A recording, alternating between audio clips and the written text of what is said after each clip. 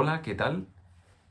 Vale, hoy da el comienzo a una serie muy interesante que me apetecía un montón hacer, que me hace mucha ilusión, de hecho.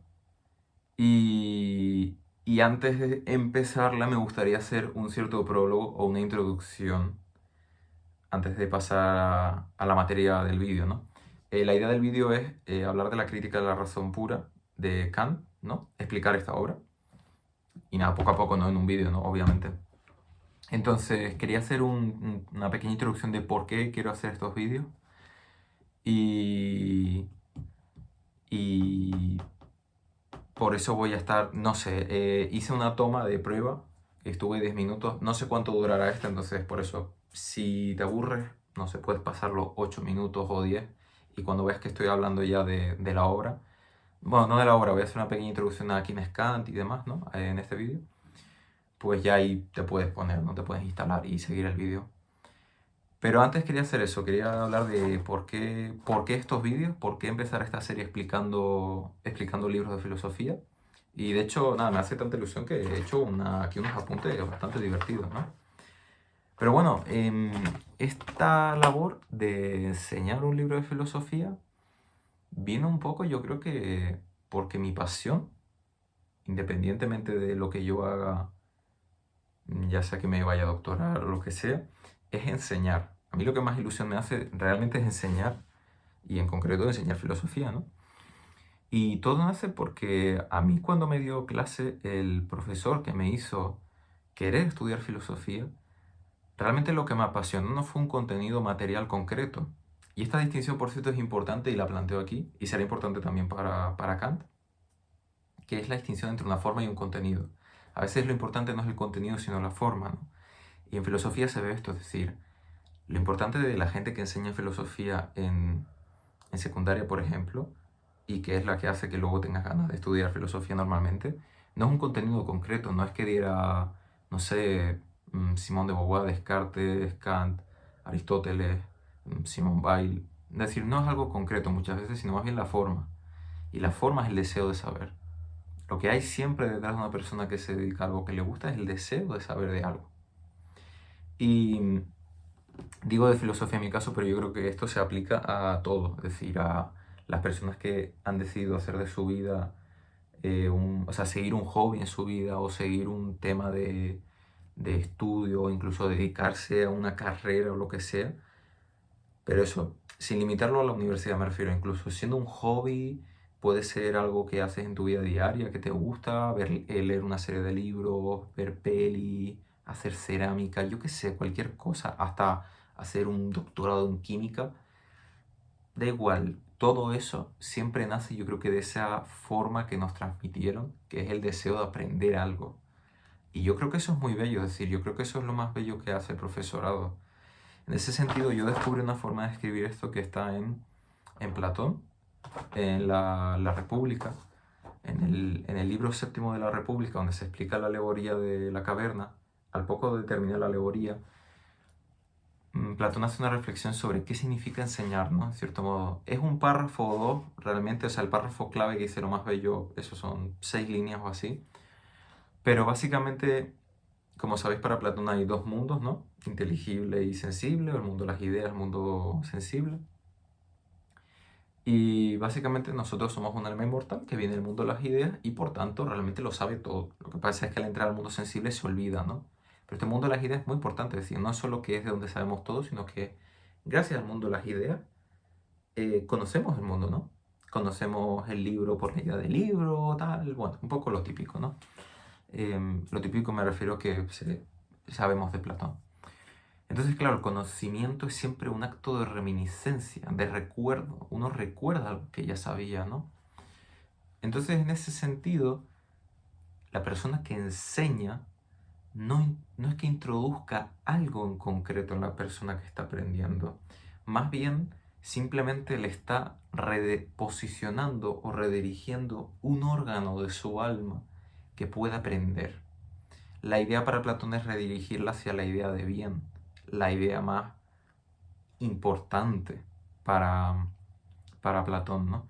Pero bueno, esto ya no es tan importante. La idea es que eso, la persona que enseña, profesorado, o incluso una persona que te enseña cualquier cosa, no tiene que ser como un profesorado de instituto, universidad o lo que sea, siempre se basa en eso, en redirigir un órgano que ya tenemos para aprender. Y en cierto modo esto también podría verse como una reivindicación, en cierto modo ética y política, de que uno le enseñan a aprender a pensar por sí mismo. Y es algo que dirá Kant también en otros lados, de que no se puede enseñar filosofía, sino enseñar a filosofar. No es importante la acumulación de conocimientos, sino el uso.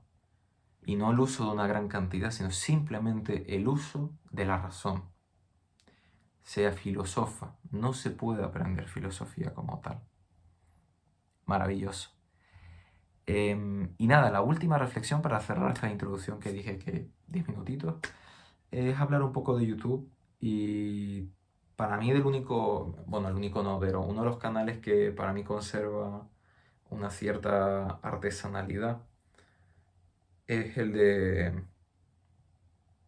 el canal de Darin McNabb, el de la Fonda Filosófica. No digo que es el único, hay más. Realmente hay un canal que también se llama La Travesía, que habla de filosofía, que me gusta un montón, la verdad. He visto un par de vídeos y me gustaría seguir viéndolos porque me parece que lo explica muy bien. Y creo que se aplica también. Pero hablo de Darin McNabb porque fue el primer canal que yo personalmente conocí. Y que sí, lleva más de 10 años, yo creo, en YouTube. No sé si desde el comienzo de YouTube, pero sí bastante. Y para mí, Darin McNabb, como otros canales, representan un poco lo que era YouTube y también lo que era Internet. Por un lado, un YouTube más artesanal, un YouTube en el que se disfruta, se aprende cosas, pero sobre todo que nace de la pasión de enseñar, de hacer algo por uno mismo, de hacer artesanía. Haces vídeos de lo que te gusta, lo que te apetece. E Internet en realidad lleva un poco de eso, de la democracia del conocimiento. El conocimiento para todos.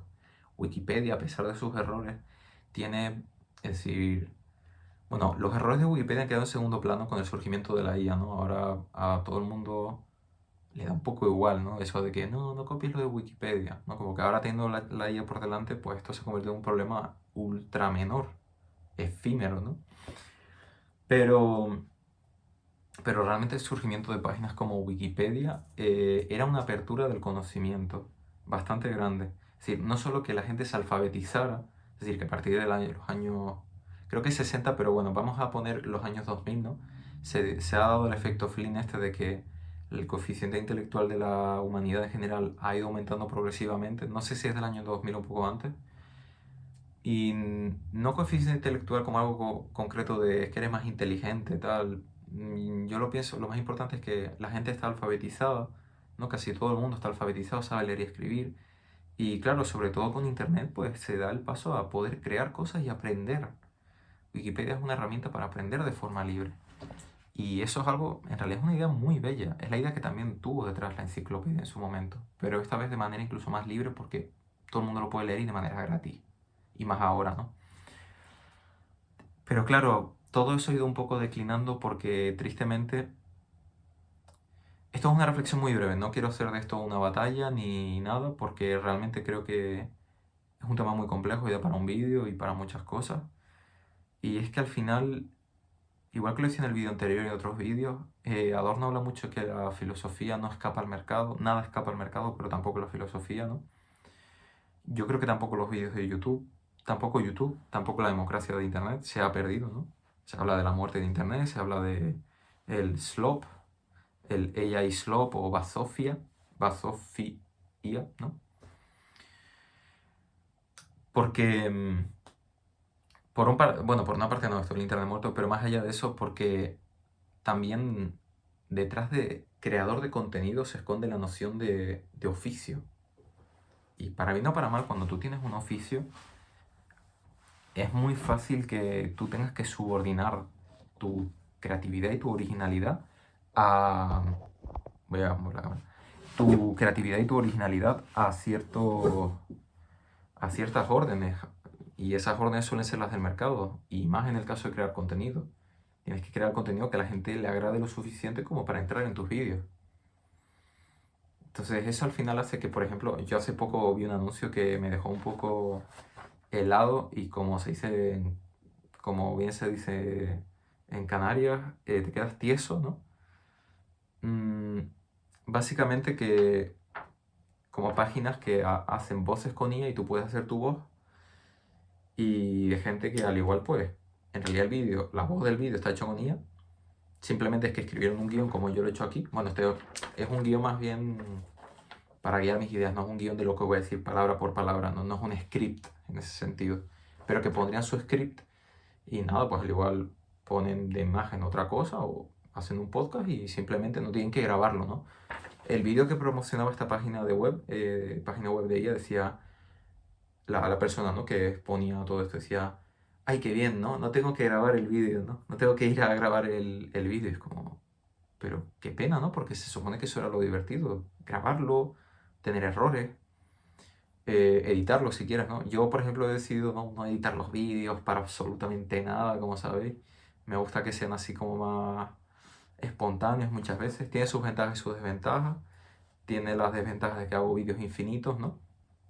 Pero supongo que la ventaja de que, bueno, y la desventaja de que me oís decir cosas que normalmente me aparecen en un vídeo, como voy a mover la cámara y me interrumpo 2 segundos.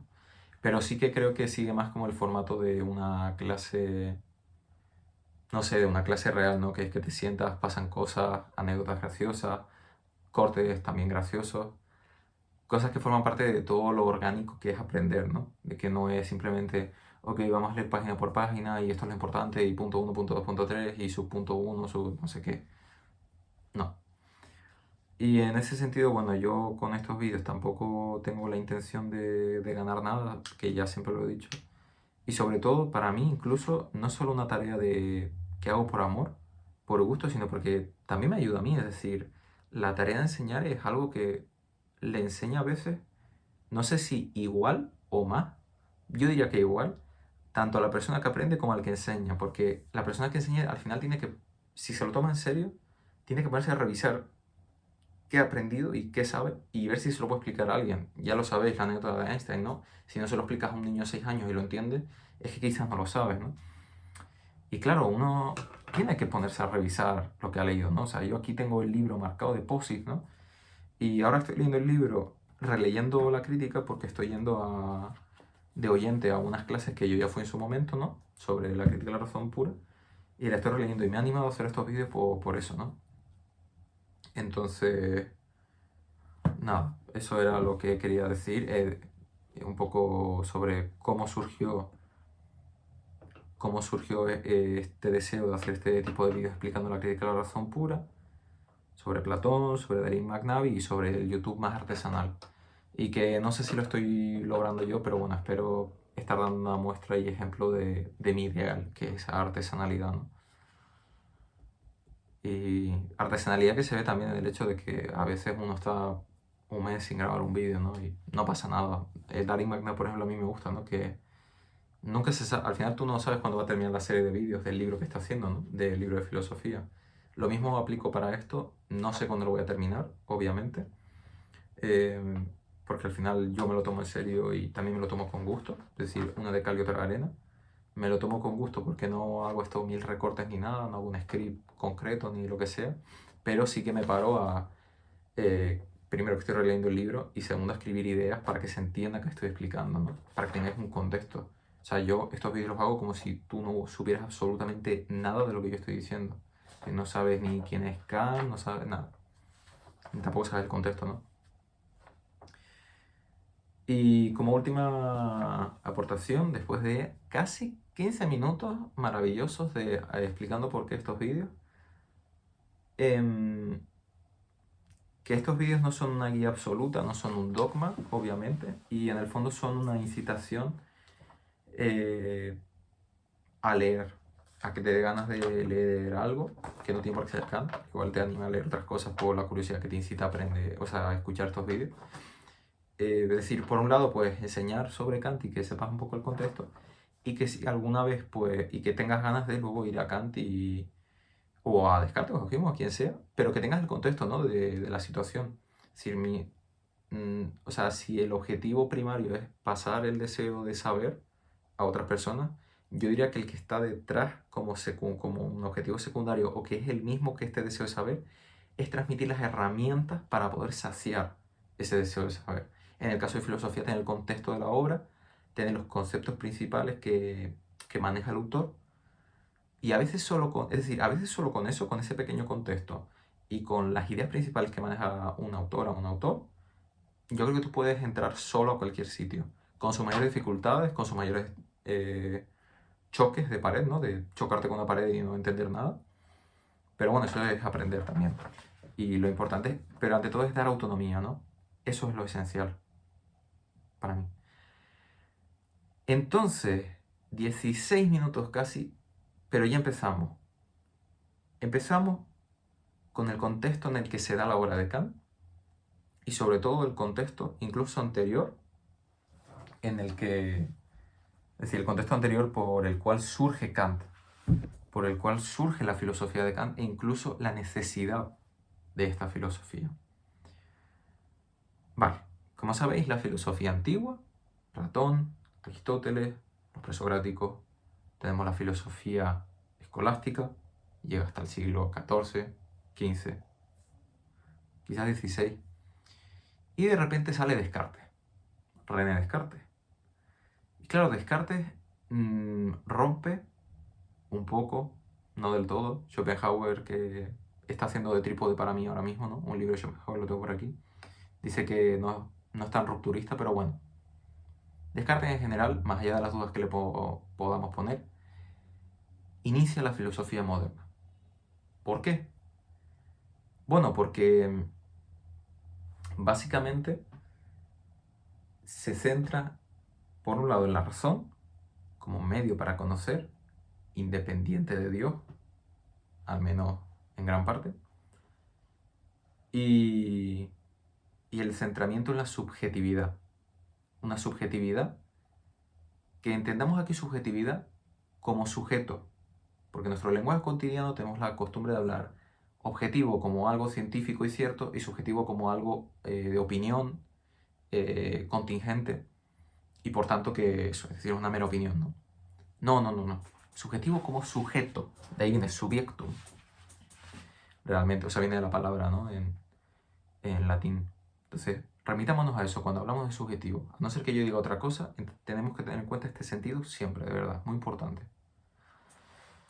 Y entonces, claro, Descartes es una filosofía en la que intenta describir, hacer un discurso del método que sigue para el conocimiento.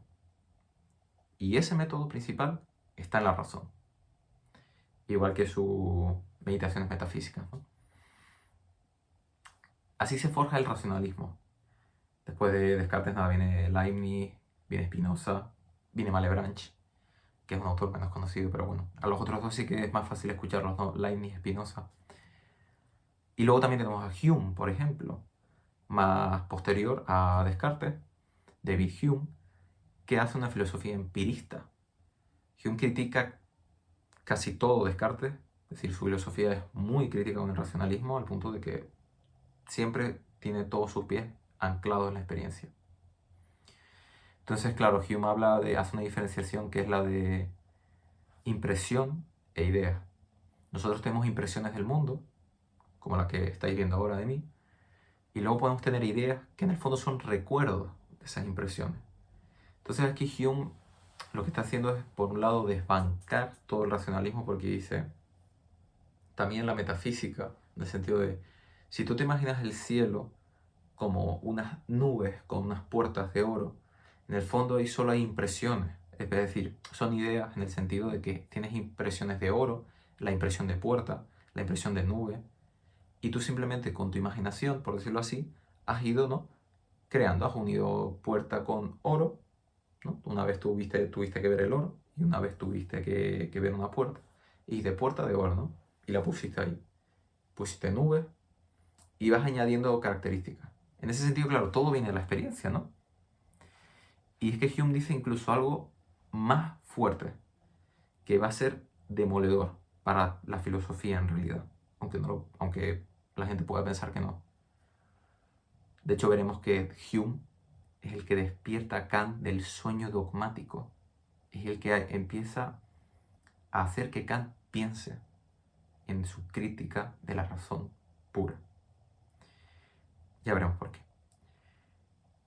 Hume lo más fuerte que dice es que la noción de causa, de causalidad, de que algo tenga una causa y por tanto pues, un efecto, no existe.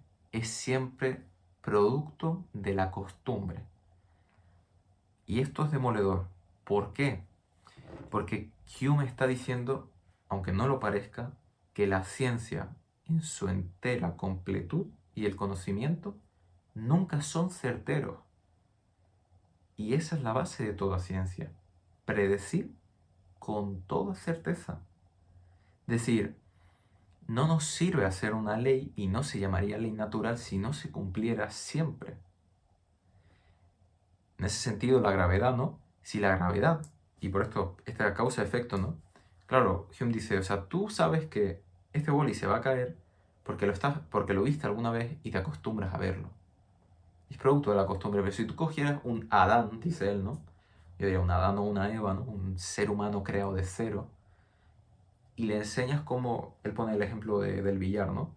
Tú chocas la bola de billar y va a chocar con otra, él dice, ¿qué va a pasar en el choque de bolas de billar?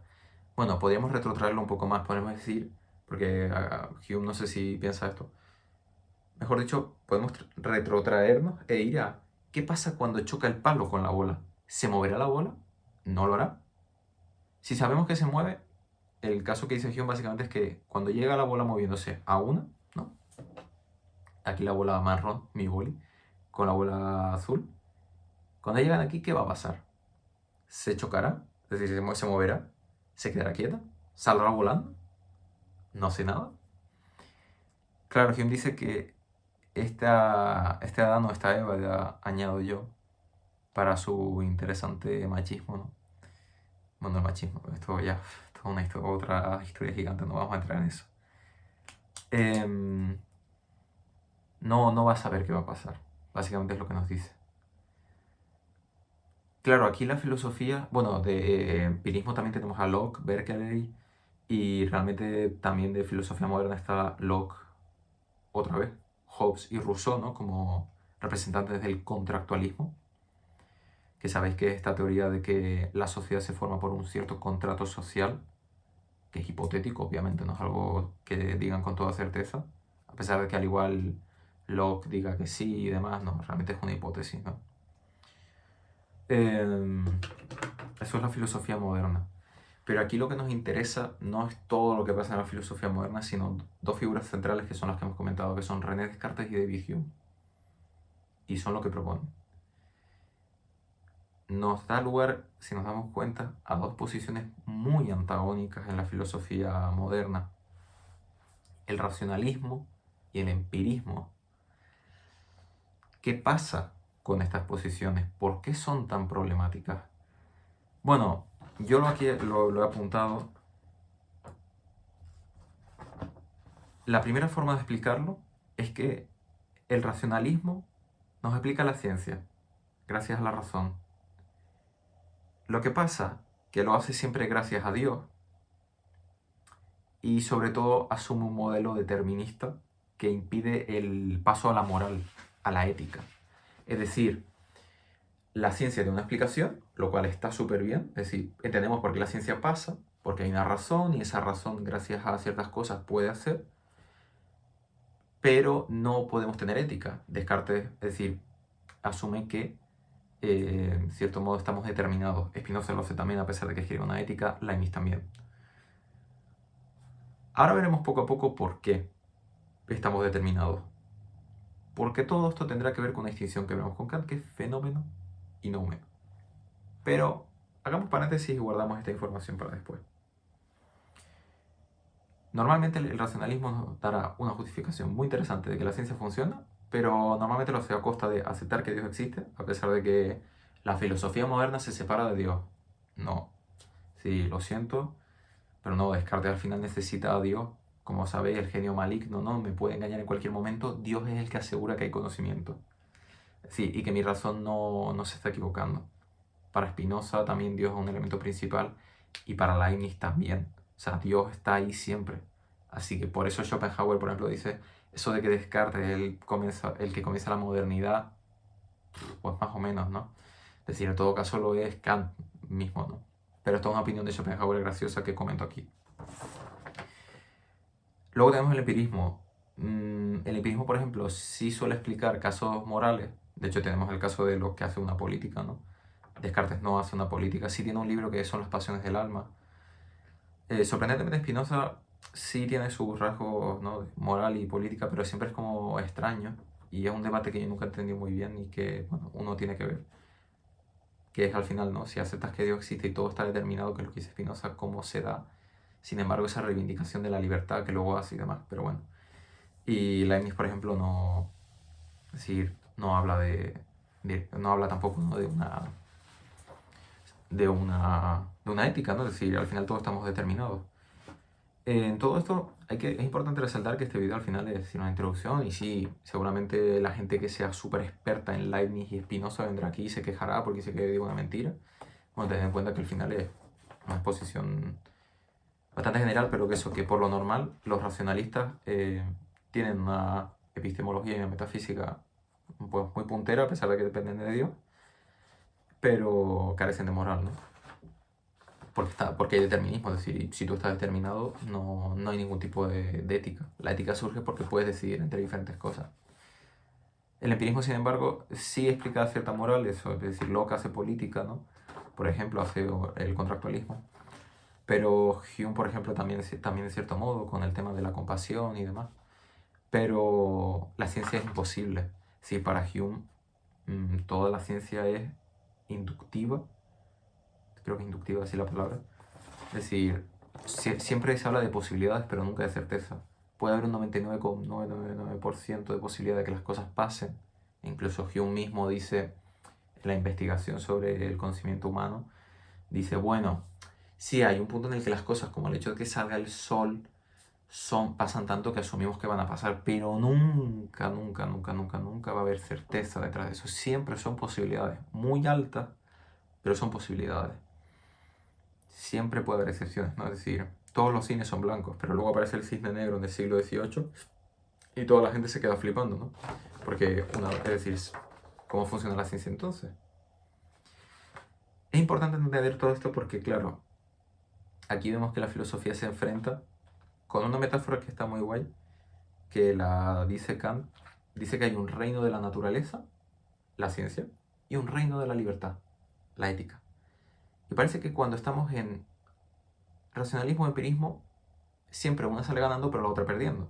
En el empirismo quizás salimos ganando con la moral, pero cae el reino de la naturaleza, no tenemos ciencia alguna. Y en el racionalismo tenemos mucha reino de la naturaleza, tenemos ciencia, pero la moral se cae, ¿no? Sin embargo, aquí vemos que aquí es donde entra Kant. Kant se enfrenta a este problema y lo que hace toda su filosofía, de verdad, yo creo que toda su filosofía es intentar, sobre todo la crítica de la razón pura, restablecer y encontrar un equilibrio entre el reino de la naturaleza y el reino de la libertad, entre ciencia y entre ética, entre explicar por qué funciona la ciencia y explicar por qué funciona la ética, ¿no? Y cómo se dan a la vez, y solventar todos esos problemas. En este sentido, lo dejo para un próximo video futuro, pero yo diría que la filosofía de Kant es una filosofía muy esperanzadora, a pesar de lo dura que es a veces, sobre todo en términos éticos, una filosofía muy humilde, una filosofía que se enfrenta a todos los problemas posibles. Realmente Kant sabe todos los baches que pueden tener, los baches filosóficos que pueden tener, y yo creo que de verdad los enfrenta casi todos de una manera sorprendentemente humilde, para mí, al menos. Pero esto de Kant como filosofía esperanzadora y humilde lo dejamos para otro vídeo. Aquí entra Kant. Kant nace en 1724, muere en 1804, vive 80 años, ¿vale? Entonces, ¿qué pasa con él? Nada, él realmente empieza a escribir la crítica de la razón pura, creo que la termina en 1781, época en la que tenía, si calculo bien, 57 años. Entonces, es decir, era un señor mayor realmente y teniendo en cuenta la época que es una persona a punto de morir, ¿no? Teniendo en cuenta la esperanza de vida de una persona en el siglo XVIII. De hecho, el propio Kant, creo que en casi todos los escritos que tiene, a partir de la crítica, siempre habla mucho de intentar arrancar a la vejez todo el jugo posible. De hecho, muchas veces en la biografía de Kant, ya que estamos hablando, ¿no?, de su figura, siempre se habla de que esta figura de, no, el señor que era tan puntual que todo el mundo apuntaba a los relojes, ¿no? Le daban punta al reloj porque salía a las 6 de la tarde siempre y demás. Realmente esta rigidez kantiana no es del todo cierto, porque de hecho resulta que, y puritanismo kantiano, ¿no? Porque de hecho Kant resulta que era un crack con las cartas, con los juegos de cartas, lo llamaban el Taur, ¿no? De Königsberg, creo que era, o de Prusia, una cosa así. Y al final, y reunía siempre mucha gente en su casa para hablar y se reían un montón y contaba cosas así como muy graciosas y tal, ¿no? Es decir, no... Era una persona muy desenfadada también.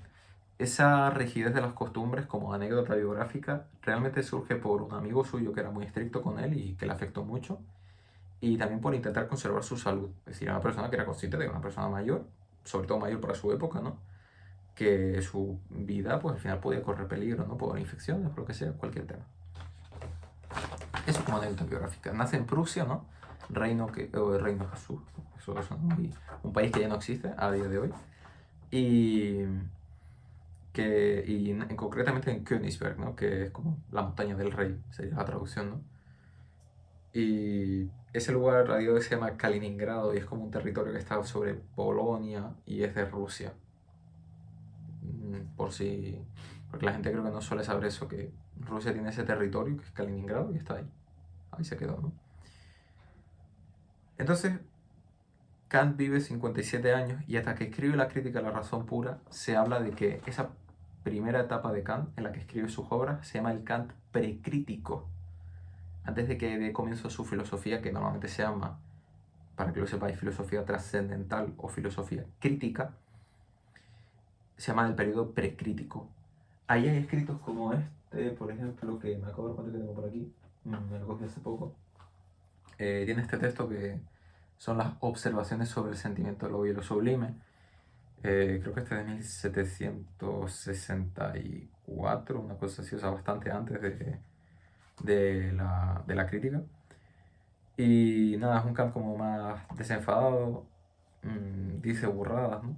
Bueno, esto lo vamos a dejar para otro momento, pero vamos a decir que Kant, a pesar de lo riguroso que es, pues claramente tiene sus errores, ¿no? Como de ser una persona profundamente machista y profundamente racista, a pesar de que critica el colonialismo, pero bueno. Y sí, esto es cierto, Kant critica muy duramente el colonialismo en La Paz Perpetua, cosa muy contradictoria, teniendo en cuenta que en la antropología, las lecciones de antropología, puedes ver que no era tan... O sea, eso no implica que no fuera una persona racista, ¿no? Pero bueno, eso... Los lados oscuros de Kant vamos a dejarlos aparte porque eso es un embrollo en el que podemos entrar en otro momento. Esto era una curiosidad. Nada, entonces tiene ahí escritos precríticos interesantes. El interés de estos escritos precríticos, bueno, no es muy alto, sobre todo teniendo en cuenta que queremos entrar con la primera obra de Kant, carecen de todo interés. El interés que pueden tener se dan cuando ya estás dentro de la obra de Kant, porque por dos razones. Primera, porque veremos que a partir de cierto punto Kant daba lecciones, ¿no? Era un profesor que daba lecciones de muchas cosas de geografía, de lógica, de metafísica, e incluso iba a dar de poesía, vamos, de 6 o 5 cosas, era un coco, ¿no? Y creo que incluso matemáticas. Y en ese sentido, son de interés, por un lado, para ver que ya en ciertas lecciones, como las de la lógica, que también las tengo por aquí, creo que son precríticas, no estoy ahora mismo seguro, pero las lecciones de lógica o en estas lecciones de esta época encuentras que ya ahí se está gestando, ¿no?, el Kant de la crítica. Se están gestando sus conceptos, sus ideas más importantes, principales. Y el segundo interés viene un poco con Hannah Arendt, ¿no?, a señalar que los temas que Kant trata en su vejez, en libros como... Yo diría que los dos libros principales son estos. Hannah Arendt, por ejemplo, habla de que mucha gente dice que Kant no tiene un escrito de filosofía política, pero sí hay una filosofía política en él. La Paz Perpetua es el escrito más de filosofía política que tiene. Y claro, hay mucha gente, o incluso los temas de religión, ¿no? La religión dentro de los límites de la mera razón. Hay mucha gente que, por ejemplo, podría decir, no, pero es que estos temas realmente a Kant no le interesan, era ya un señor viejo, ¿no? Porque los escribe al final de su vida, cuando ya tenía 70 más o menos. Y pues no, en realidad no son temas, o sea, simplemente hacía un ajuste de cuentas, pero no importante. Pero en los escritos precríticos se puede ver que no, que él realmente tenía un interés político ya desde el principio, ¿no? Aunque no los trate expresamente en la crítica o incluso en los primeros 10 años de sus obras más importantes, ¿no? Y que los escriba más tarde. Hasta ahí cerramos ese paréntesis, que al igual no es muy importante, pero a mí me gusta comentarlo porque al final yo creo que está guay tenerlo en cuenta. Y nada, a partir de cierta época, eh, como dato, la crítica de la razón pura se escribe en 1781. 10 años antes, sobre creo que 1770, una cosa así, Kant lee a Hume y en otra obra que se llama Los Prolegómenos, una obra prolegómenos a toda metafísica futura que pueda presentarse como ciencia, un título, como veis, excesivo, por eso todo el mundo le dice prolegómenos. Fue una obra que escribió en 1784, 3 años después de la crítica, para explicar la crítica, es decir, para explicarla como popularmente, ¿no? A la gente. Y en esa obra él relata esta anécdota de que bastante tiempo antes, cuando leyó a Hume, Hume lo despertó de su sueño dogmático. Y por esta noción de la noción de causa. O sea, esto de la causa es para Kant el problema primordial de la filosofía y la ciencia también, del conocimiento, tal y como lo conocemos. Porque si la causa no existe, la ciencia no se puede explicar. Pero eso, entonces ya a partir de ahí comienza el silencio de Kant. No publica nada durante 10 años, está como gestando ideas. No es que esté escribiendo la crítica, por cierto, esto es importante. Hay mucha gente que no suele tener esto en cuenta. Por ejemplo, autores como Spinoza. Spinoza sí estuvo 13 años escribiendo la ética, ¿no? Según el orden geométrico. Sí estuvo 13 años sentado, súper serio, porque era ahí hasta donde yo sé, ¿no? Con todas las proposiciones y demás. Pero Kant no es que la escriba propiamente, está pensándola. No sé, queda aislado, tiene ideas. Él durante toda su vida escribe un total de 8.000 reflexiones. Las reflexiones son textos que van desde frases hasta párrafos gigantes o incluso páginas de ideas que Kant quería anotar o de cosas que aquí tengo un libro, ¿no?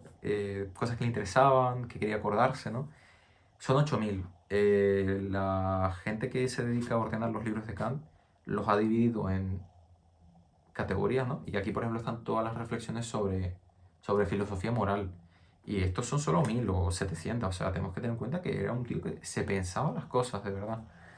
O sea, para mí este es un rasgo de Kant que yo creo que como pocas personas. O sea, una persona que realmente, o sea, detrás de todas sus obras hay esos 8.000 reflexiones. No sé cuántas páginas ocupan, pero de verdad son muchas. De eso estoy seguro, yo creo que más de 1.000. De ideas de filosofía del derecho, filosofía moral, filosofía de la naturaleza, bueno, epistemología, política, un montón de cosas, de verdad. Entonces está esa década ahí, gestando, pensando, ¿no? Y en 1781 o en 1780 se sienta y durante 4 o 6 meses escribe este tocho que en el original, la obra original fueron 800 páginas, ¿vale?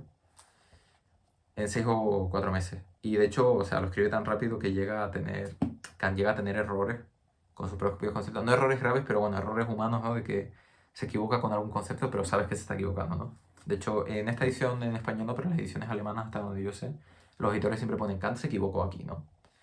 Como dice un profesor mío, Kant la cagó aquí, ¿no? Sí, en este punto resbaló, ¿no? Pero bueno, eso son una vez más anécdotas. Disculpadme que me pierdo. Y en cierto modo también Rousseau es un personaje muy importante para Kant, aunque la gente no lo habla. Lo sacó del intelectualismo, porque Kant hasta la crítica y bastante antes de la crítica era una persona intelectualmente elitista, pero a partir de cierto punto del error Rousseau se dio cuenta, y lo veremos en la crítica de la razón pura, que dice la filosofía no puede avanzar más, dice la filosofía más alta no puede avanzar más que lo que ya está puesto en el entendimiento más común. Y veremos también que las ideas de la razón, un montón de cosas, Kant está hablando de toda la humanidad, nunca está hablando de sujetos particulares, no está hablando de los filósofos, no está hablando del rey filósofo. Esto es lo muy importante porque Hannah Arendt tiene un libro que se llama Las conferencias sobre la filosofía política de Kant. Reivindica esto y me parece muy importante. Es decir, para Kant es el primer autor que reivindica seriamente la igualdad. La filosofía política, hasta Kant, está hecha siempre para justificar que los filósofos tengan un coto de paz para poder hacer su filosofía. El rey filósofo de Platón, Aristóteles, un poco lo mismo, hasta donde yo sé, la vida contemplativa de Aristóteles, ¿no? Hobbes, mantener la paz y que la gente no se mate en una guerra infinita. Y también por eso pues, puede pensar Locke, lo mismo, y Rousseau, algo similar. Es decir, siempre es salvaguardar la figura de el filósofo. Spinoza también, por cierto. De salvaguardar la figura del filósofo y que no lo saquen de estas cuatro paredes y pueda seguir pensando la vida contemplativa de Aristóteles o en el mundo de las ideas de Platón, ¿no? Pero Kant no, Kant aquí tiene un compromiso con toda la humanidad. Sabe que de lo que va a hablar está en todo ser humano. En todo ser humano. Y de hecho dirá, puede que la filosofía del conocimiento, la epistemología, este libro, La crítica de la razón pura, no le interesa a todo el mundo y no hace falta tampoco. Puede pasar, no pasa nada. Pero la filosofía moral, que es el tema central de Kant, y lo voy diciendo hasta ahora, va a ser el tema central para Kant, eso le interesa absolutamente a todo el mundo. A todo el mundo. Y en la metodología en la crítica de la razón práctica, la segunda crítica, ya explicaré qué es, al final de la obra dice, uno puede estar hablando de algunos temas, ¿no? Y que a nadie le interese, pero cuando uno habla de valores morales, todo el mundo quiere participar y decir qué piensa del tema. Todo el mundo. Y nada, esto me parecía muy importante. Hasta aquí realmente tenemos un contexto para entender a Kant, ¿no? Hemos explicado, por ejemplo, durante estos 25 minutos más o menos, la filosofía moderna, con el sujeto, el racionalismo, el empirismo. También hemos explicado un poco de la vida de Kant. Hemos explicado eso, ¿no? Que el racionalismo y el empirismo tienen un desajuste, ¿no? Con el reino de la naturaleza y el reino de la libertad. Y o salvas a uno o salvas a otro, ¿no? Parece que esto es el dilema del tren, ¿no? Es decir, ¿qué hago, no? Pero Kant viene a intentar equilibrar eso. Vemos un poco, hemos hablado, ¿no? Del periodo precrítico. Todo este tipo de cosas de precrítico, de crítico, toda esta terminología que yo estoy diciendo, no la hago por otra cosa, sino porque creo que son importantes. Porque aunque sean cosas efímeras que digo durante un momento o que parecen no importantes, luego, si tú quieres seguir investigando sobre el tema y cuando veas otra vez los términos dirás, esto no me es extraño, rollo, sé a qué se está hablando, ¿no? O sea, entiendo que precrítico es lo que Kant escribió antes de la crítica de la razón pura, sé que Kant hasta que leyó Hume era un dogmático y un metafísico igual que el racionalismo, pero gracias a Hume tal, y incluso era un elitista intelectual, todo ese tema de, ¿no? Datos pequeños que siempre ayudan a crecer y a hacer más rico el contexto para entender todo esto. Y ahora entramos a una pequeña introducción, porque realmente yo pensé, bueno, aquí dejo el vídeo, ¿no? Y llevo la friolera cantidad de 43 minutos, ¿no? Y me da un poco de miedo, pero voy a seguir. Y claro, aquí podría dejar el vídeo y decir, en el siguiente vídeo empiezo ya con Kant, ¿no? Con la obra, pero no. Quiero empezar con unos términos ya dentro de no de la biografía ni biografía intelectual de Kant, sino en Kant propiamente, ¿vale? Términos que yo creo que de verdad son esenciales para entender por qué escribe lo que escribe. Es decir, ya hemos entendido un poco intelectualmente por qué. Racionalismo y empirismo no está en un desajuste peligrosísimo y que a nadie le gusta tener eso. Y en segundo lugar, porque aquí vamos a entender por qué se llama crítica y el porqué de las obras, ¿no? Vale. Bueno, aquí lo escribí, introducción brevísima, pero es una página, ¿vale? Entera. Vale. ¿Cuál es el cambio primordial que se da en Kant? Y que veremos, ¿no? En Kant se da un giro copernicano. Lucci no has descubierto la gravedad. Ya lo sabíamos, ¿no? El giro copernicano. Sí, es verdad, pero es más importante de lo que parece, de verdad. Y, o sea, porque seguro que lo habéis escuchado. Kant, el giro copernicano, tal. Pero es muy importante. Y esto lo dice una profesora mía, lo ha dicho hablando de Kant en hablando, por ejemplo, del texto que es la ilustración. Ella explicando esos temas decía, hay conceptos en concreto de unos que se hablan, que es la ilustración, este textito de Kant que se suele estudiar siempre, ¿no? Que se han visto tanto y han sido tan populares que no nos damos cuenta de la profundidad que tienen. Y de hecho la sistematicidad que tiene toda la obra, ¿no? De Kant. Yo creo que el giro copernicano es otro de esas palabras, dándole tributo a esta profesora, ¿no? De que realmente dice mucho y nos da a entender casi toda la filosofía, al menos la crítica de la razón pura de Kant, y nos da a entender por qué son tan importantes la distinción entre fenómeno y noumeno, otras palabras clave. Toda esta terminología de verdad, esencial, tenerla muy en cuenta. Vale, aquí quería... La filosofía hasta Kant, normalmente, y casi siempre, creo que exceptuando quizás Platón, que puede ser un caso medio aparte, pero sigue entrando en el saco, ha sido una filosofía, vamos a decir, realista. Una filosofía que ha pensado que el mundo es tal como se ve. Sí, así básicamente, ¿no? Por tanto, la filosofía siempre se ha centrado en el mundo. El sujeto nunca ha sido principal en la filosofía. En parte hasta Descartes, ¿no? Descartes sí que cobra... Por eso dije que la filosofía es subjetiva. Pero en Aristóteles y Platón veis que el sujeto no es importante. Sí, tiene su cierta importancia, ¿no? Claramente, aquí los expertos en Platón y Aristóteles miran, sí, pero verás que en Aristóteles encontramos el órgano, ¿no? Que es una serie de obras, no sé qué, tal, en Platón, tal. Sí, esto está claro. Pero el centro de la filosofía es el mundo. Siempre. Son filosofías realistas en ese sentido. Porque van al mundo y asumen que el mundo es tal como lo vemos.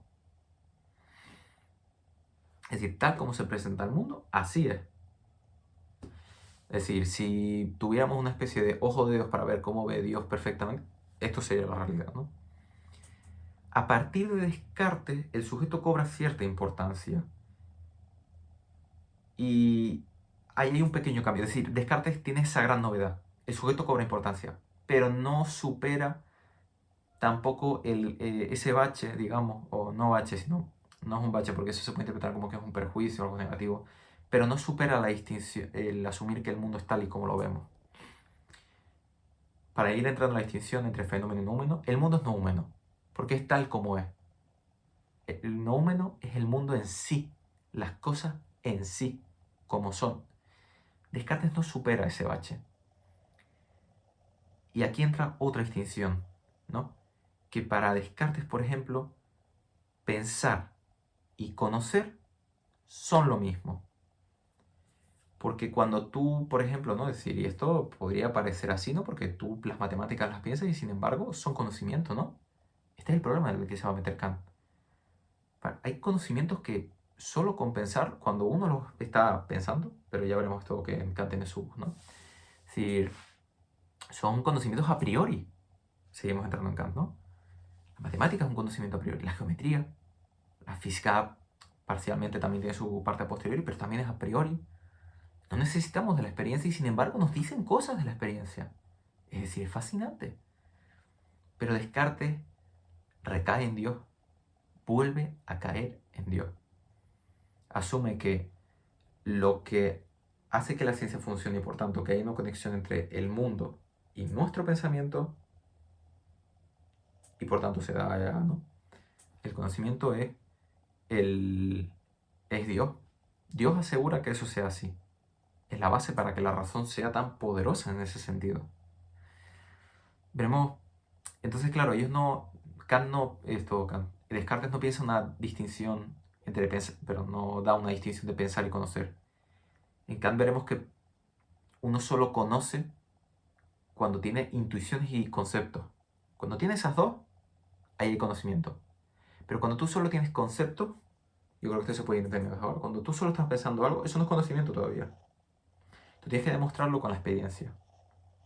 Esto es lo que empieza a decir Kant, y que es muy importante. Descartes no dice esto. Leibniz tampoco. El racionalismo en general no lo dice. Aquí vemos, por ejemplo, uno de los problemas de la filosofía. El mundo es noúmeno, es tal y como se presenta. Dios, de hecho, me hace que sea así. Y pensar y conocer son lo mismo.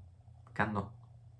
Que tú tengas una idea, mejor dicho, un concepto, no significa que sea real. Yo puedo pensar en los unicornios, pero hasta que no los justifique en la experiencia, son meros conceptos. Veremos que hay una frase de Kant que es muy importante.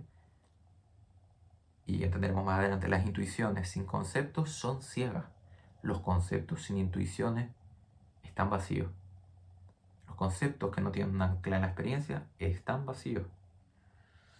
Los unicornios, pero bueno, yo dije los unicornios porque me gusta decirlo, ¿no? Pero incluso un animal, ¿no? Tú te puedes inventar fantasías, ¿no? Los libros de fantasías, no tengo aquí ninguno, tampoco quiero estar cogiéndolo, pero los libros de fantasía, ¿no? Son conceptualmente perfectos, pero no tienen un ancla en la experiencia. Y aquí también entra Hume, ¿no? Hume también asume que el mundo, en cierto modo, es como es, porque asume que también, es decir, él sí asume que, bueno, las matemáticas sí, ¿no? Como que parece que son así perfectas, pero nada más, ¿no? La ciencia en general, ¿no? Y es complejo entrar en esto. Voy a entrar ya, voy a decir solo un apunte. Esta entrada es difícil y yo lo entiendo de verdad, porque hay como tres nociones que veis que estoy presentando, que es giro copernicano, en la cual entra fenómeno y noúmeno. El giro copernicano es darle importancia al sujeto. Vemos que ya se da con Descartes, pero Kant se la va a dar más aún. Hume también se la da, pero Kant más. Entra fenómeno y noúmeno, ahora lo entenderemos. Y también entra a priori, a posteriori y trascendental. Y estoy intentando explicar estas 8 cosas, o 4 como queráis verlas, ¿no? Si son pares o son tal, en estos momentos. Y es difícil porque cuando lo logras, todo sale muy fácil. Pero hasta el momento, en fin, y sé que puede haber muchas dudas, pero espero ir resolviéndolas. Entonces, claro, Kant dice, no, no, no, no. El problema hasta ahora es que hemos pensado el mundo como es en sí, como noúmeno, he dicho. ¿No? Pero no. El mundo es una distinción entre fenómeno y noúmeno. Fenómeno es el mundo como se nos aparece. El fenómeno tal como nos lo presentan nuestras facultades de conocimiento. Y el noúmeno tal como es en sí. Y nosotros no tenemos ningún acceso al noúmeno. Ninguno. Esto es serio, ninguno. Cero. Solo podemos conocer el noúmeno. Aquí entra la primera diferencia. Para Descartes, no. Para Descartes el noúmeno es tal y como es. Pero, y esto sí que no lo voy a adelantar. Esto solo voy a decir una cosa. Esta distinción fenómeno y noúmeno es lo que nos permitirá salvar el reino de la libertad y el reino de la naturaleza. Salvar la ciencia y la ética. Porque, por varias razones, pero lo veremos en el prólogo. En el siguiente episodio vamos a entrar ya en el prólogo. Y ¿qué iba a decir? Y ahí lo explico. Pero retomando, la distinción fenómeno-noúmeno. Fenómeno es lo que podemos conocer. Aquí es donde entra la distinción en la que entendemos, mejor dicho, aquí es donde entendemos por qué Kant llama su filosofía trascendental. Porque muchas veces Kant dice de trascendental, ¿no? Y todos sabemos que cuando alguien dice algo como muy profundo, ¿no? Como Dios, el universo, el sentido de la vida, decimos, qué trascendental eres, ¿no? En Kant obviamente no tiene este sentido. En Kant trascendental es lo siguiente. Voy a leer la cita, ¿vale? Llamo trascendental a todo conocimiento que se ocupa no tanto de los objetos, cuanto de nuestro modo de conocerlo, en cuanto que tal modo ha de ser posible a priori. Esta frase, de verdad, es todo Kant, al menos en teoría del conocimiento. Todo puro Kant. O sea, a partir de aquí podemos desgranar por cada parte todo lo que va a pasar después. Voy a repasarla y yo creo que es clave, de verdad, porque esto es de la introducción. El prólogo es lo primero que hay en el libro, la introducción es lo que hay después y ya luego viene la crítica como tal, ¿no? Y esta frase es importante. Llamo a todo trascendental, todo conocimiento que se ocupa, no tanto de los objetos. Aquí ya tenemos primer cambio. Kant no se va a ocupar del noúmeno. Es decir, mejor dicho, no se va a ocupar de los objetos. No. Se ocupa de nuestro modo de conocerlo. Él va a describir, por eso mismo es un giro copernicano, no va a describir cómo es el mundo, va a describir cómo lo conocemos. Aquí está un cambio radical. Descartes no se plantea esto. Hume tampoco. Hume sí hace algo parecido, porque, y en ese sentido Kant le agradece mucho a Hume y a Locke también, porque hace una cierta fisiología del conocimiento. Creo que dice algo así, ¿no? Porque intenta describir algo ahí, ¿no? Como el proceso del conocimiento. Pero no lo hacen bien. De hecho, él le da mucho tributo sobre todo a Hume, porque dice que planteó un gran problema, pero no lo desarrolló en su totalidad. De hecho, dice que si él hubiera sido capaz de ver que esa crítica que le hizo a la causalidad es muy buena, y la crítica a Descartes que le hizo fue genial, pero, pero si hubiera tenido, como decía, como el buen sentido común, ¿no? Decía, como si no hubiera sido algo así como desafortunado, que no se hubiera dado cuenta, sabría que el proyecto no debería haberse acabado ahí. No debería haber acabado en el escepticismo, que es lo que hace Hume, ¿no? De la posibilidad, tal. No, debería haber seguido, ¿no? Pero bueno, el pobre no se dio cuenta, ¿no? Dice, o sea, es como muy cándido Kant en esto, ¿no? Muy lindo. Entonces, no se ocupa de los objetos. No lo va a hacer. Descartes sí parece que se ocupa de la razón con su discurso del método. No lo hace porque al final él recurre a Dios en última instancia para justificar el conocimiento. No se ocupa de la facultad del conocimiento. Y se ocupa, por tanto, de nuestro modo, lo trascendental se ocupa de nuestro modo de conocerlo, en cuanto que tal modo ha de ser posible a priori. Así, no hay que investigar cómo es el mundo, sino nuestro modo de conocerlo. Y nosotros tenemos dentro de nosotros varias facultades para el conocimiento. Tenemos 3 facultades principales, pero realmente hay como medio, vamos a decir, 4, yo voy a decir incluso 5, ¿no? Como opinión así. Las 3 principales son la sensibilidad, el entendimiento y la razón. Claro, cuando llegas aquí, al igual dices, pero entendimiento y razón no son lo mismo, rollo. Porque, creo yo, ¿no? Porque claro, aquí cuando llegamos uno puede pensar, pero es que lo de la razón, entonces la razón es lo mejor y qué es el entendimiento, ¿no? O cuáles son las relaciones, porque siempre cuando se habla de que el ser humano es racional por naturaleza, bla, bla, bla, no sé qué, parece que, bueno, eso habla del entendimiento también, ¿no? No, en Kant son cosas distintas. La sensibilidad es lo más obvio, que ya lo veremos, es lo que nos permite tener experiencia. Experiencia en el sentido más físico de la palabra, es lo que nos permite tener intuiciones. Ya veremos qué significa esto, ¿vale? Esto lo voy a ir adelantando poco a poco, pero no voy a entrar. La sensibilidad nos da intuiciones. Intuición, lo tengo que... siempre me olvido de esto. Pero bueno, intuición realmente viene de intuere, en latín, que no es tanto como... No significa tener una intuición como en español o como significa de hoy, ¿no? Tengo una intuición, ¿no? Como... No, más bien significa como recibir datos, en cierto modo. Para el próximo vídeo me lo apunto, ¿no? De hecho, me he olvidado lo que significa, ¿no? Pero bueno, sí, yo sé que esto lo puede buscar cualquiera, pero me hace ilusión. Lo busco y luego lo digo en el próximo vídeo, en la próxima clase, ¿no? Me hace ilusión, ahora soy profe. Me adjudico el papel de profe, ¿no? La sensibilidad nos da intuiciones, que en pocas palabras va a ser los datos que tenemos, ¿no? Sensible. Recibimos datos de la sensibilidad. Por eso mismo él llamará a la parte que habla de la sensibilidad en la crítica, la llamará la estética trascendental. No estética en el sentido del arte. Estética realmente en griego, lo de aesthesis, significa más bien como la facultad eso de lo sensible, ¿no? Lo que tiene que ver con lo sensible, con la experiencia, no tiene que ver con la estética. Eso fue un sentido posterior. Por eso mismo la anestesia que te deja dormido es que te quita la aesthesis, te quita la sensibilidad, por eso te quedas dormido, ¿no? Porque la A es privativa en griego. Vale, esa primera parte. Tenemos entendimiento. El entendimiento funciona con conceptos. Los conceptos, bueno, ¿no? Por ejemplo, tú tienes un concepto de gato.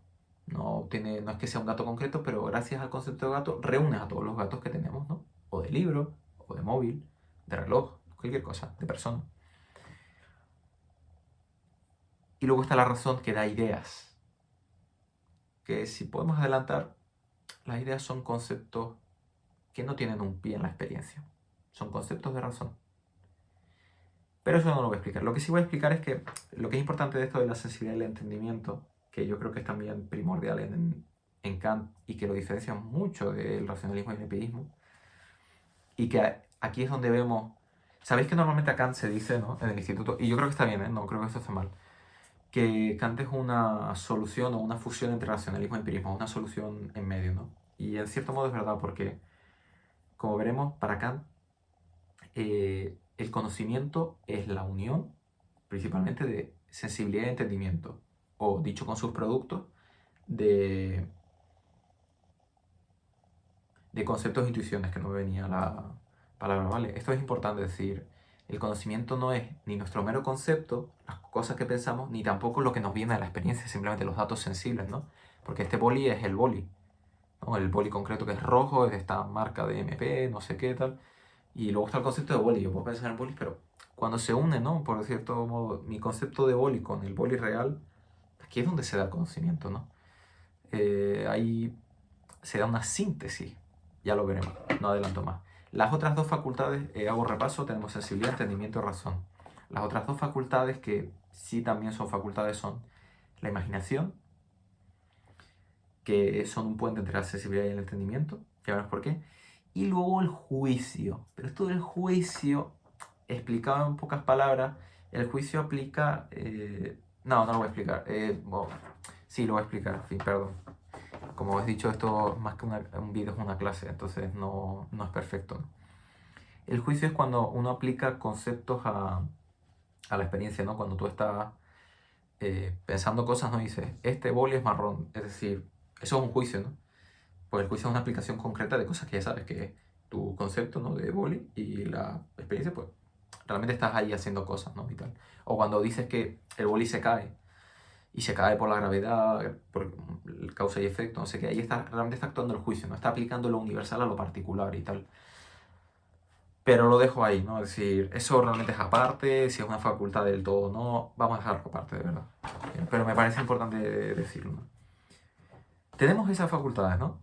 Entonces, claro, la pregunta será, no cómo es el mundo, sino, entonces, ¿cómo funcionan las facultades? Porque esas facultades nos dan a experimentar el fenómeno. Es la sensibilidad la que nos permite un acceso al fenómeno. Fenómeno viene del griego fainomenon o fainoimenon, una cosa así, que significa lo que se aparece. Claro, esta experiencia se nos parece, ¿no?, en cierto modo, y es la experiencia que es para nosotros. Fenómeno es lo que es para nosotros según nuestras facultades. No podemos saber cómo son las cosas en sí, ni cómo las verá, por ejemplo, un pulpo, o cómo las verá tal. No puede decirse así. No podemos saberlo. Realmente es imposible. Esta distinción es muy importante porque, claro, si tú, es decir, cuando tú tienes experiencia del fenómeno. Tú no estás conociendo las cosas en sí mismas, que es lo que pensaba Descartes y Aristóteles, por ejemplo, y demás, ¿no?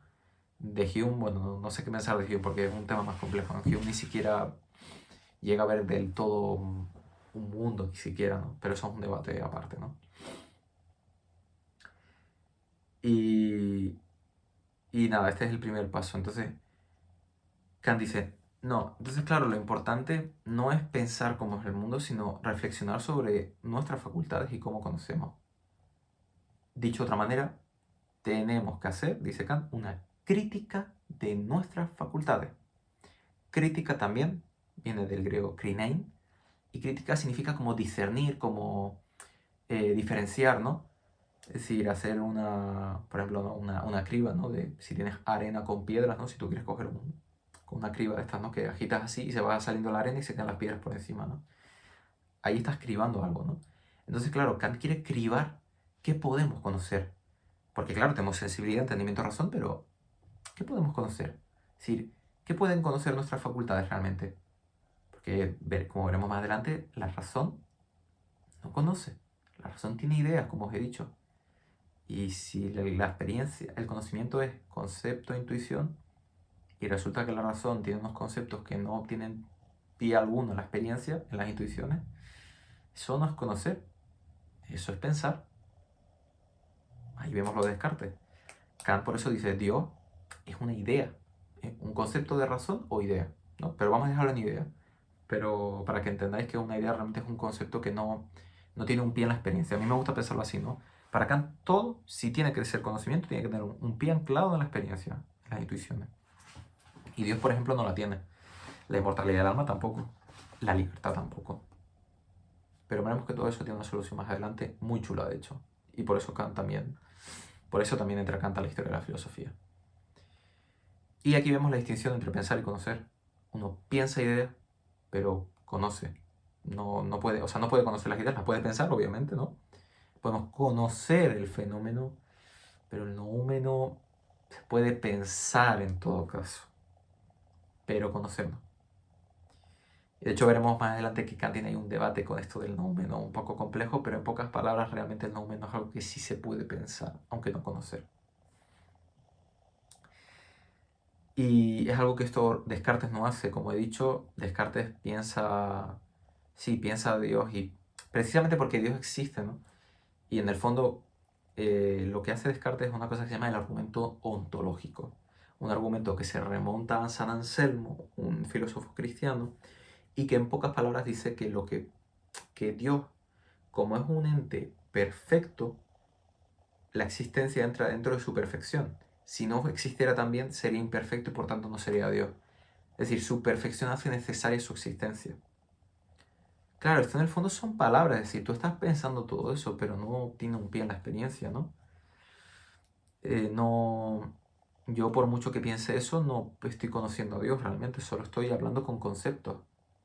Sí, sí, es decir, obviamente, y esto lo da Kant, tú piensas en Dios y dentro del concepto de Dios se da la perfección, la omnipotencia, omnipresencia, pero nada más, es decir, se me ha cortado el vídeo porque me he quedado sin almacenamiento en el móvil. Suceso bastante trágico. He tenido que, básicamente porque me he puesto a grabar el vídeo en HD y 60 FPS, honestamente no sé para qué soy un poco tonto porque, en fin, no es importante la calidad del vídeo, al final lo importante es que estoy hablando, pero bueno, me quedé sin espacio y probablemente si llegas a ver este vídeo habré pasado como media hora intentando ver cómo hago para unir estos vídeos, porque yo sé cómo unirlos, pero si no tengo espacio, ¿cómo los uno? En fin, es un rollo muy grande. Simplemente retomo y cuento una última cosa de Kant importante. Aparte de lo que dije, lo último que estaba diciendo cuando estarás viendo esto es lo de que Dios es un mero concepto, ¿no? Del que no estás conociendo nada, estás pensándolo ciertamente, pero no conociendo. Y así Kant desbanca más o menos el argumento ontológico. Este de San Anselmo y Descartes. Para finalizar, la última distinción, como sabéis, bueno, os voy diciendo más o menos las distinciones que hemos dicho, ¿no? Que son giro copernicano, fenómeno noumeno, trascendental y... ¿qué más había? Bueno, las facultades, ¿no? Sensibilidad, entendimiento, razón, la importancia del sujeto, esto de la crítica, ¿no? La crítica hay que discernir nuestras facultades, qué pueden conocer y qué no conocer. Y por último, la distinción importante yo creo es a priori y a posteriori, ¿no? Claro, si podemos conocer y si la ciencia tiene certeza, dirá Kant, tiene que ser porque hay en nosotros ciertas cosas a priori, cosas que son antes de la experiencia y sin embargo nos dicen algo de la experiencia. Ya veremos cómo se concreta eso y a posteriori siempre lo que se da en la experiencia. Claro, lo a priori es siempre necesario y universal. Lo posterior es siempre contingente. Claro, Hume había hecho una filosofía basada en lo posterior y la consecuencia es, eh, obviamente, que el escepticismo, ¿no? Si tú solo, Kant admite esto, dice, todo lo que sale solo de la experiencia es contingente. Eso está claro, no nos da una universalidad, nos da costumbre. Hasta aquí Kant es igual que Hume. Y Kant admite que Hume en esto está dando con algo muy clave y muy obvio. Pero hay que ir más allá, dice. Es decir, no es simplemente esto. Resulta que si existe la matemática y la ciencia y están avanzando, tiene que haber algo en nosotros, en nuestras facultades, que pueda dar eso. No podemos desechar simplemente toda ciencia y decir que todo es contingente y a posteriori, ¿no? Tiene que haber algo más. En este sentido, no sé si bueno, esto es importante. La filosofía de Kant se caracteriza también porque él nunca nos está hablando del origen del conocimiento. Nos está hablando, nos está justificando cómo es el conocimiento y por qué es así, pero no cómo surge. Pero no nos está hablando de su origen, está hablando de su justificación. Está justificando por qué la ciencia de hecho está pasando. O sea, él dice que eso es palabra también importante, Kant, un factum, ¿no? Es un hecho, ¿no? Como la gente dice de broma, un facto, ¿no? Pues, sí, es decir, esto es un factum, que es que si la ciencia está avanzando, y a día de hoy esto está más claro que nunca, ¿no? Es decir, la ciencia ha seguido avanzando, ¿no? Ha seguido habiendo conocimiento. Lo que nos tenemos que preguntar es cómo. Y dice, y esto ahora sí, yo entiendo que puede sonar un poco a enigma, ¿no? Como que no se entiende. Yo creo que no sé si se entiende o no, pero bueno, ya me diréis. La, la distinción a posteriori y a priori, ¿no? Es decir, ahí encontraremos que en nuestras facultades hay algo, hay cosas a priori que nos permiten conocer cómo lo hacemos y que nos permiten dar lugar a ciertos conocimientos certeros. La matemática y la geometría, por ejemplo, encontrarán su justificación en que la sensibilidad parece tener ciertos elementos a priori, igual que el entendimiento, por cierto. Veremos que la sensibilidad tiene intuiciones puras, veremos que el entendimiento tiene categorías, que son los elementos a priori principales para el conocimiento. Además de eso. Y por eso mismo él dice, vuelvo a la frase, la repito, llamo trascendental todo conocimiento que se ocupa no tanto de los objetos cuanto de nuestro modo de conocerlos. Y la frase final, en cuanto que tal modo ha de ser posible a priori. Tenemos una forma de conocer que tiene ciertos elementos a priori que nos permiten conocer de forma necesaria, universal y con certeza, y no con mera posibilidad. Si leéis la obra, o si veis que en algún momento hablo de la palabra, el adjetivo puro, puro significa lo mismo que a priori. Lo vamos a dejar así. Se puede más o menos decir que no es del todo lo mismo, pero sinceramente yo también pensaba eso y es un poco una bobería, siendo sincero, decir, no es tan relevante que si algo es puro a priori, si no lo es y tal, es decir. O sea, que si una cosa es pura, pero no a priori, o si es a priori puro, lo que sea. Vamos a dejarlo que simplemente a priori y puro son lo mismo, que es antes de la experiencia, ¿no? Que no dependen de la experiencia. Vale, y con esto yo doy por finalizado esta clase, lo voy a decir así. Espero que se haya entendido todo. Así, yo sé que es un vídeo largo, pero creo que gracias a esto se entiende.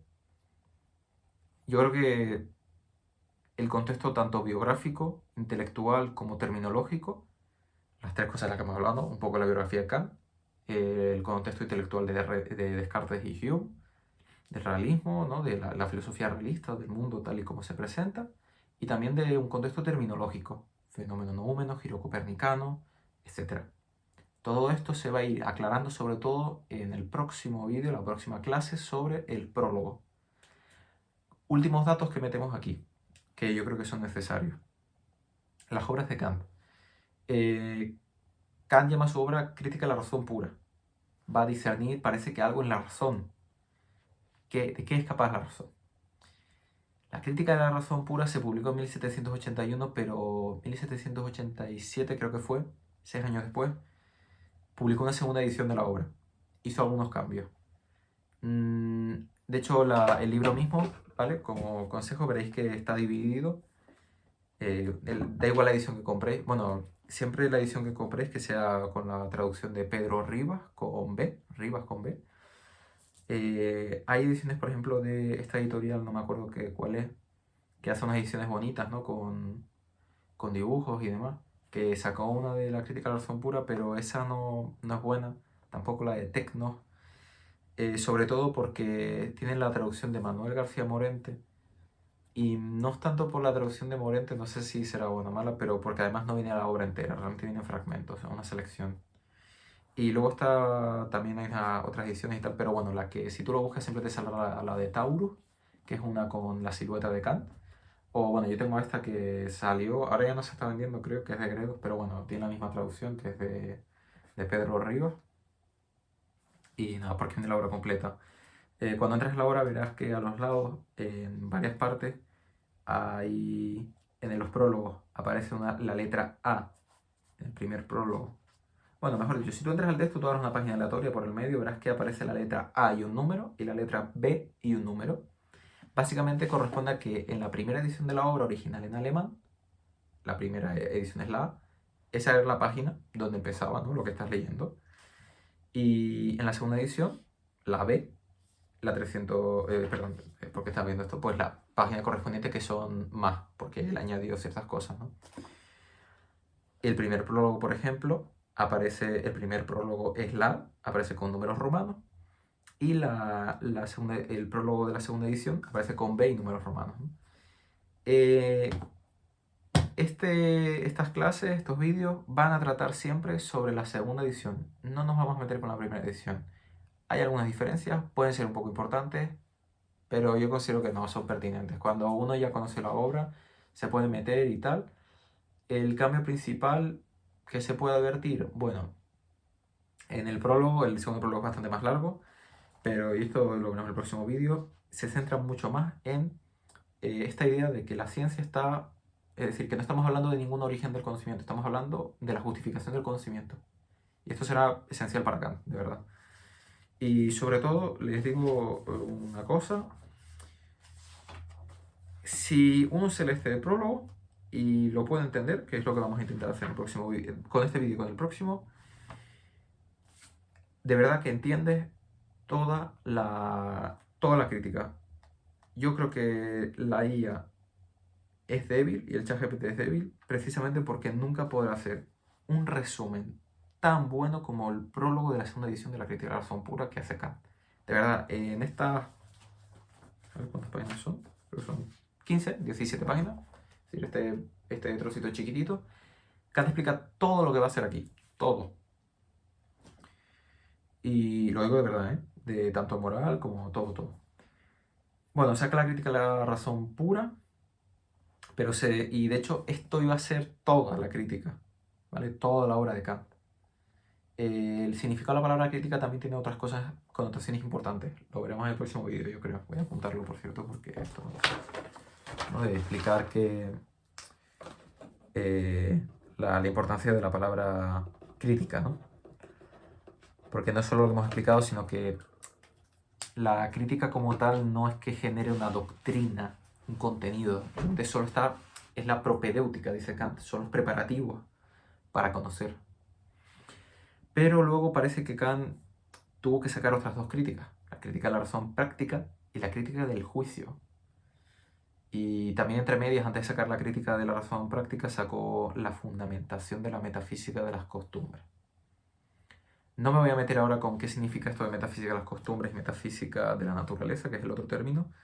Vamos a dejarlo ahí en paréntesis, pero para el próximo vídeo, que en el prólogo ya se explica. Pero nada, para que supierais que hay más obras de Kant, pero que esta en un cierto principio iba a ser como la única obra. Se entenderá a lo largo de los próximos vídeos el porqué, sobre todo al final de la obra se entiende. Y nada, esto es lo que tengo que decir en esta aventura de 1 hora, creo que 1 hora y 20, más o menos. Vídeo largo, yo creo, no sé si esto se lo verá alguien de verdad, pero de lo que estoy seguro es que aquí se sale sabiendo bastante, yo creo. Yo creo que me lo ocurrió bastante y creo que he explicado de verdad bastantes cosas importantes de Kant y seguiré haciéndolo, ¿vale? Porque la idea no quiero hacer un resumen, un mero resumen, de verdad, y si vienes aquí es para intentar que salgas con mucha autonomía y sabiendo mucho del tema. Y bueno, ahora lo estoy haciendo con Kant, pero bueno, lo intentaré hacer también con otros filósofos y con obras que vaya a leer, ¿no? Que me parece que me gustan a mí, o lo que sea.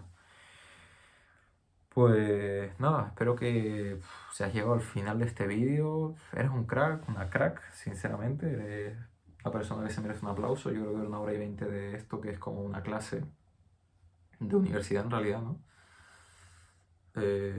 Porque no por la calidad o lo que haya dicho en el vídeo, sino por la duración, ¿no? Porque las clases de universidad suelen durar 1 hora y media, ¿no? 2, en el instituto suelen durar 1, o menos realmente de 45 minutos, ¿no? Entonces, cualquier sugerencia es completamente aceptada. De hecho, lo ruego, por favor, si algo no se ha entendido, si te explica algo mejor, si he hecho un error. Yo asumo que de hecho tener errores va a ser lo más entendible y lo más normal en estos vídeos. No pasa nada, decídmelo y intentaré corregirlo en todo momento, ¿vale? Y nada, espero que lo hayas disfrutado. Y en la descripción pondré, no sé si algo importante al respecto. Pero bueno, lo único que me quedó por explicar es la diferencia, bueno, ya lo expliqué, que es la diferencia entre forma y contenido, ¿no? Pero tendré que explicarlo con mayor insistencia en el próximo vídeo también. Espero que te haya gustado y nada, a ver cómo uno estos vídeos para que te lleguen a ti y para que los puedas ver. Chao y muchas gracias por verlo, de verdad. Se lo agradezco un montón. Espero que aprendan un montón. Chao.